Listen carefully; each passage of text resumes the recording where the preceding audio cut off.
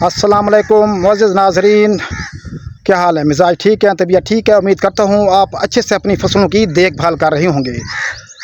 तो मैं वेलकम करता हूँ आप लोगों को डिजिटल किसान क्लिनिक में।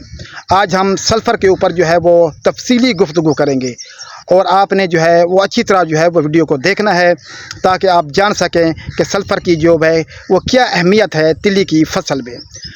तो सबसे पहले मैं गुजारिश करूं कि जो सल्फ़र है ये तिल्ली की फसल के लिए क्यों ज़रूरी है, ये कितनी मिकदार में डालना चाहिए और किन मरहले के ऊपर जो है वो तिल्ली को डालना चाहिए, और इसके अलावा कौन से ऐसे खादें हैं जिनमें सल्फ़र जो है वो दस्तयाब होता है। तो सबसे पहले हम बात करेंगे सल्फ़र के बारे में।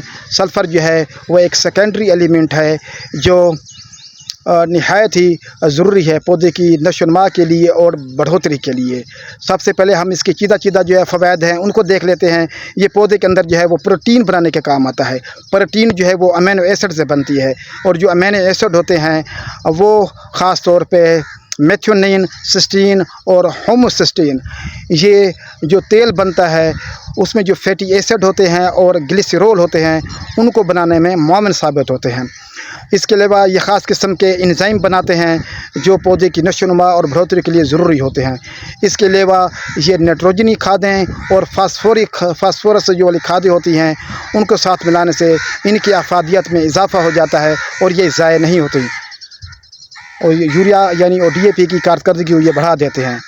और इसके अलावा ये पौधे के अंदर बीमारियों के ख़िलाफ़ और कीड़ों के ख़िलाफ़ क़ुव्वत मुदाफ़त पैदा करते हैं। और इसके अलावा ज़मीन की ये pH को जो है वो लो कर देता है, जिसकी वजह से ये पौधा जो है अपनी जड़ें जो हैं वो अच्छी तरह फैलाता है और दूर से पौधे के लिए ग़िज़ाई अनासर और नमकियात और पानी जो है वो जमा करता है, जिससे पौधे की बढ़ोतरी में तेज़ी हो जाती है। इसके अलावा ये क्लोरोफिल का एक अहम हिस्सा है जो पौधे के अंदर सब्ज़ मादा होता है उसको बढ़ा जाता है, जिससे जो फोटोसिंथेसिस का अमल है, खुराक साजी का अमल है, वो तेज़ी से होता है और ज़्यादा मिकदार में होता है। इसके अलावा ये बीज की पैदावार को बढ़ाता है, ये तेल की पैदावार को बढ़ाता है। तो अर्गार्ज इसके बेशुमार जो हैं वो काम हैं। तो हम बात करते हैं अब ये कितनी मिकदार में जो है वो डालना चाहिए। तकरीबन ये 6 से 8 किलोग्राम जो है वो तिल की फसल को चाहिए। ठीक हो गया। तो किन किन मरहल पर डालना चाहिए, क्योंकि फूल आने से पहले ये पौधे को दस्तयाब होना चाहिए। 40 से 50 दिन के अंदर तिल या तिल्ली की फसल को जो है वो फूल लगना शुरू हो जाते हैं। वैरायटी पे डिपेंड करता है, कलीमेट पे डिपेंड करता है और ज़मीन पे डिपेंड करता है, वक्त काश पे डिपेंड करता है, लेकिन अमूमन दुनिया जो है वो यही बनता है। उसके बाद जो सल्फ़र है इसमें आप देख लें कि ये जो है आप 3 स्प्लिट डोजेज़ में डालें। एक आप ज़मीन की तैयारी में डाल लें, एक आप पहले पानी में डाल लें, और जब आपकी फसल जो है वो हो जाए 60 दिन की, एक डोज़ आप उसको वक्त डाल दें। तो थ्रू आउट द जो लाइफ साइकिल है ये दस्तयाब रहेगा, क्योंकि तिल्ली का जो लाइफ साइकिल है वो 4 माह पे मुहित है। अगर हम इसको देखेंगे, इसका जो नबाताती बढ़ोतरी होती है वो रहती है तकरीबन 35 से 38 दिन। उसके बाद फिर 39 दिन से लेकर 90 दिन तक इस पर फूल आते रहते हैं। उसके आगे मरला फिर जो है वो सीड की मैच्योरेशन का होता है और उसके फिर खुश्क होने का होता है। तो इन मरहल के ऊपर आप सल्फ़र लाजमी डालें।